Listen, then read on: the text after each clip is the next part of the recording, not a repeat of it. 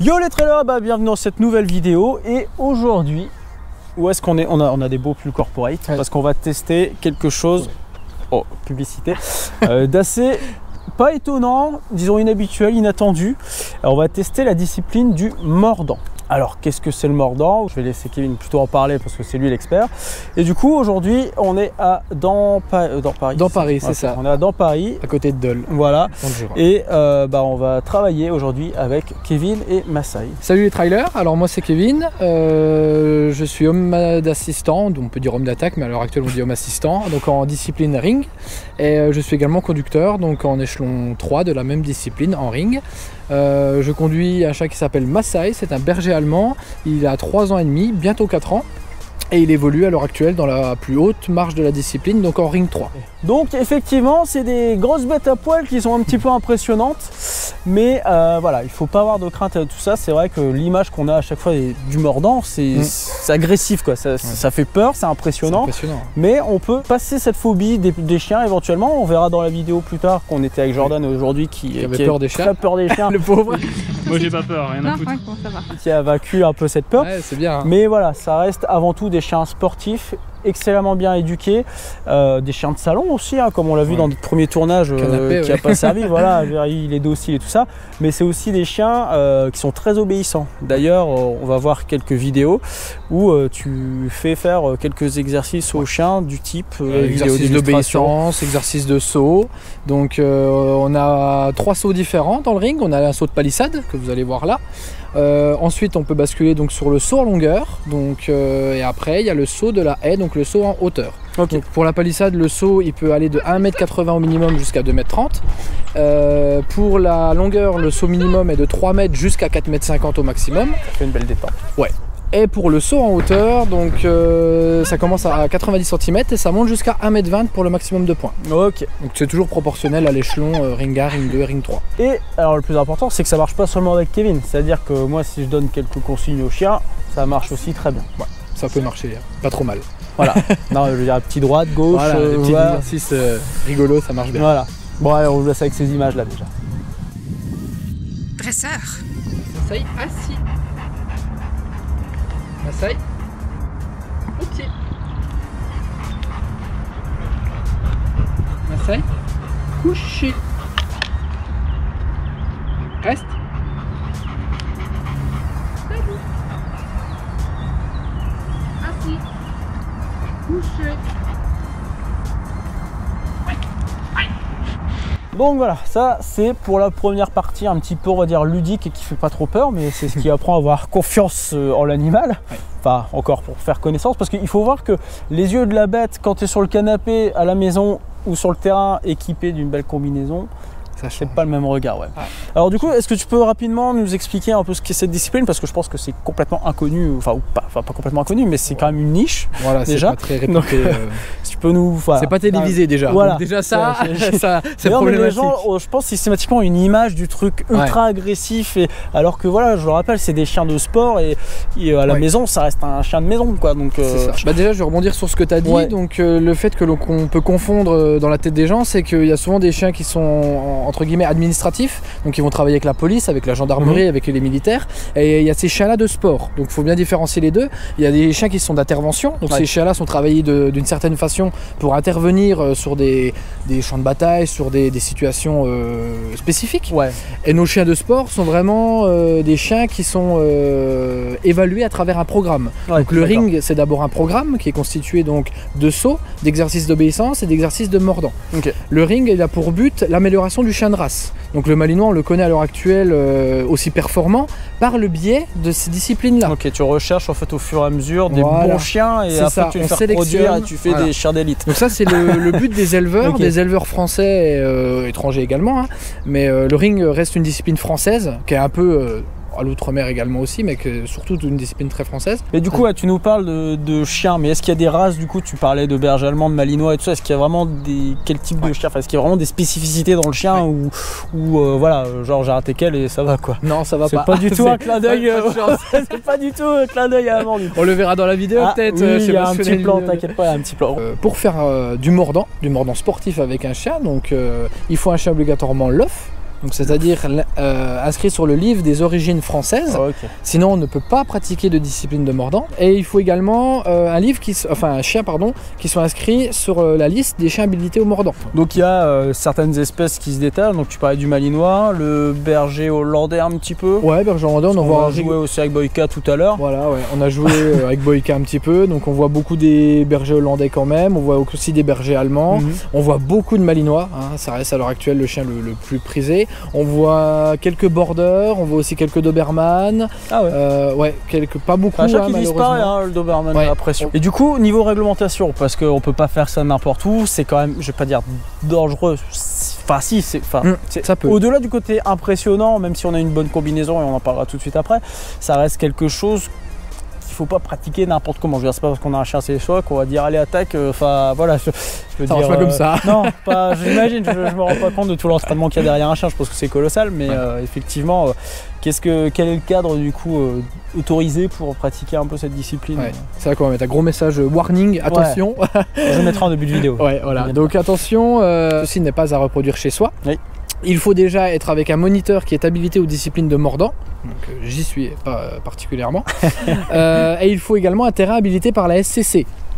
Ici. Voilà, pas la CC à l'heure actuelle, la centrale canine, d'accord.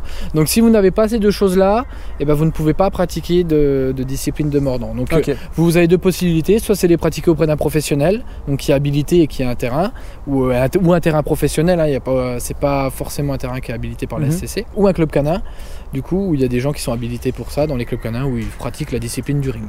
Ok, donc on l'a dit, il faut s'équiper. On a plusieurs types de combinaisons, on va dire la grosse combinaison nounours pour quand on n'est pas très habilité. Et puis comme tu me le disais en off, plus on va progresser, plus on va chercher le sportif. Comme les points se font aussi souvent sur des critères de mobilité de la personne attaquée, j'ai oublié le nom, l'homme d'agresseur, l'homme d'attaque. L'homme assistant, l'homme d'attaque. C'est maintenant on doit dire homme assistant. Donc, du coup, alors, on va chercher des combinaisons de plus en plus fines, donc plus de mobilité, donc il faut avoir de meilleurs réflexes pour éviter le mordant. Mais du coup, nous on va aller s'équiper parce que c'était assez drôle. Et, un petit échauffement d'abord. Il faut s'échauffer, c'est très important. C'est quand même violent de s'échauffer. Effectivement. Donc allez, c'est parti pour s'équiper et s'échauffer. Et puis on se retrouve tout de suite pour vraiment rentrer dans le vif dans le mordant du sujet. On peut dire ça comme ça? On y va. Allez, le jeu de mots. Allez.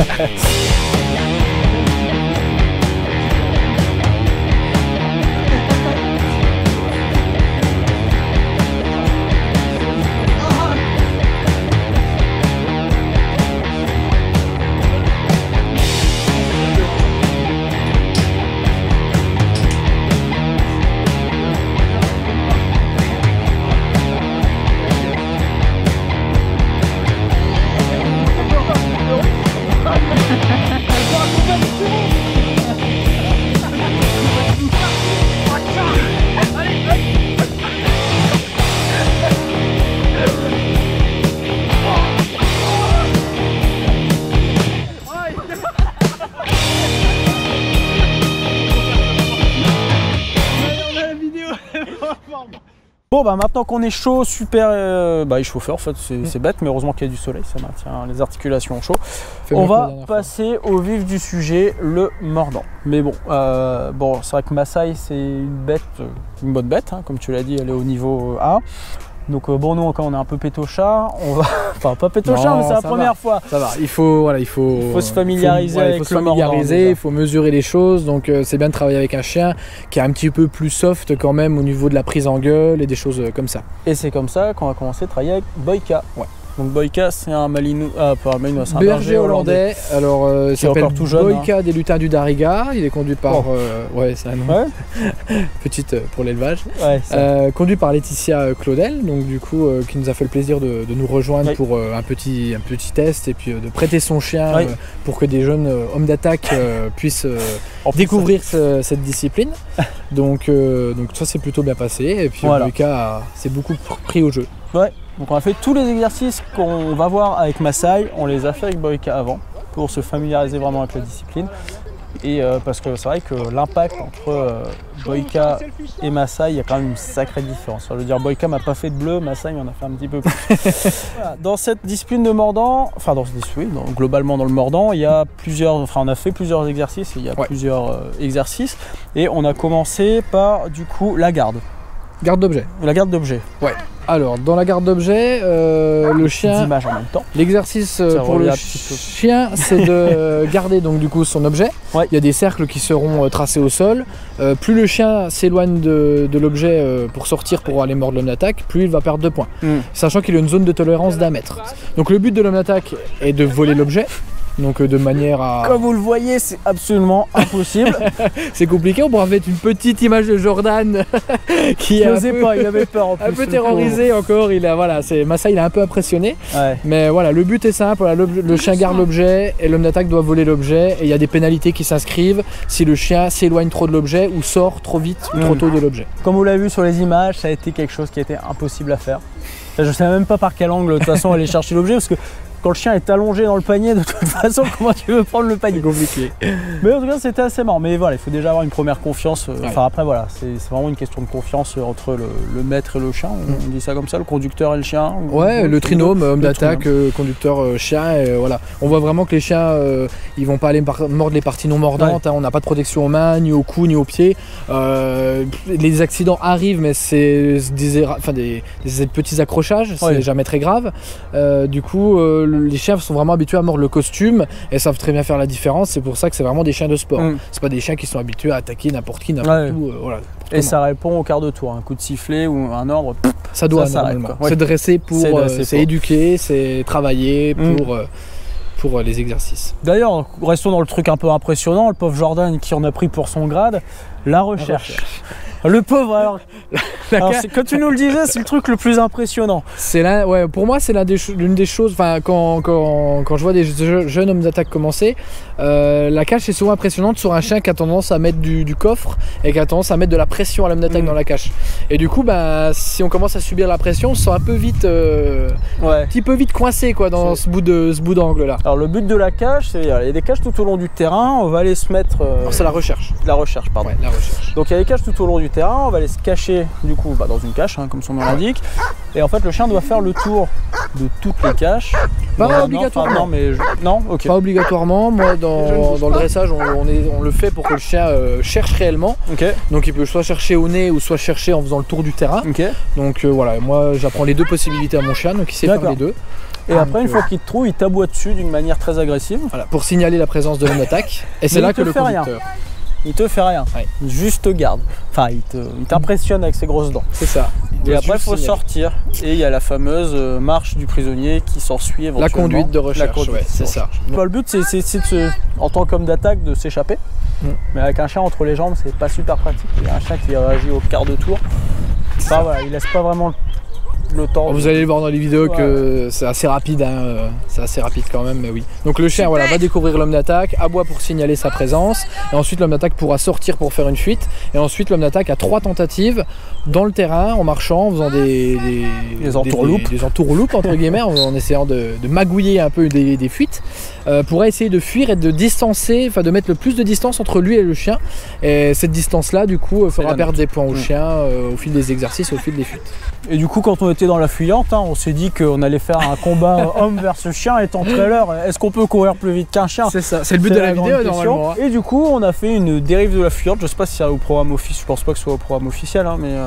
Si, comme on l'a fait, c'est juste l'homme d'attaque a un bâton, donc on y reviendra après sur ce bâton, mais c'est la même chose. Voilà, on doit fuir dos au chien. Et puis voilà, on va voir la vidéo. Voilà, un chien ça court vite et faut pas regarder derrière, surtout pas. Non, on va voir la belle cascade de Jordan qui est magnifique avec le petit cri qui veut tout dire, qui vient vraiment du fond du cœur et qui m'a fait pleurer de rire. Vraiment, c'était. Merci Jordan. Ouais, merci beaucoup. Mais quand on sait qu'il a vraiment peur des chiens, franchement, il a assuré. C'est vraiment.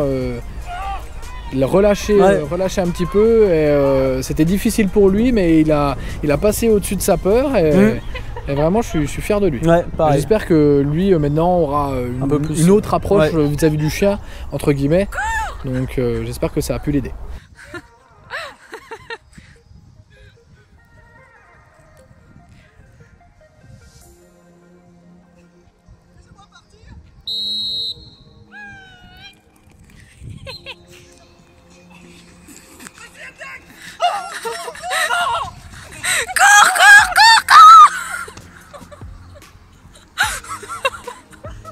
Ça va. senti le choc.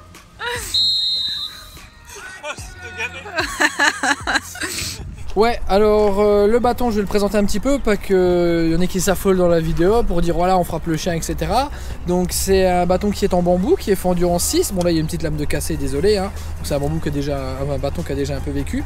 Donc ce bâton il sert non pas à faire mal au chien ou à lui taper dessus violemment, il sert simplement à mettre un obstacle, un barrage, une difficulté supplémentaire au chien et à tester son courage et s'il n'a pas peur etc.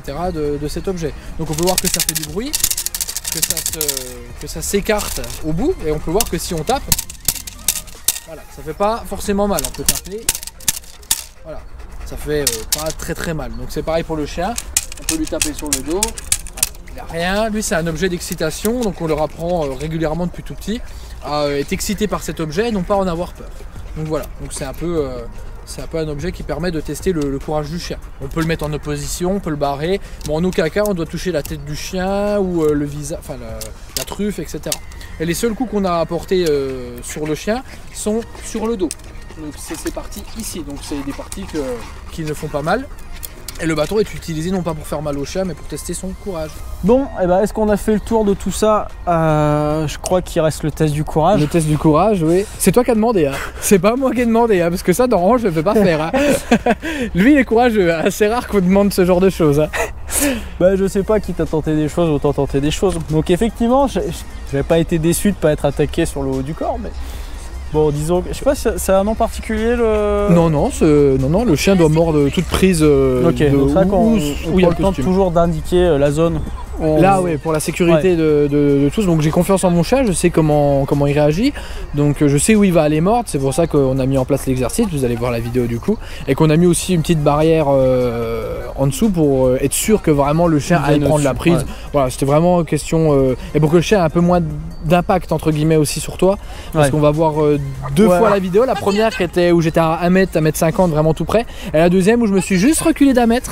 Et on peut voir la différence d'impact sur 1 mètre de poussée en plus, donc on s'imagine sur 40 mètres de poussée ce que ça peut donner. Quoi. Allez, saute, oui. J'ai perdu un téton. Voilà. Ouais. Même moi ça m'a impressionné. Ouais, là il était beau. Ouais. J'ai perdu mon t-shirt. Regarde-moi ces gros trous là. Là. Trace de vampire. Oui, mais il y a les mêmes sur mon téton, je pense.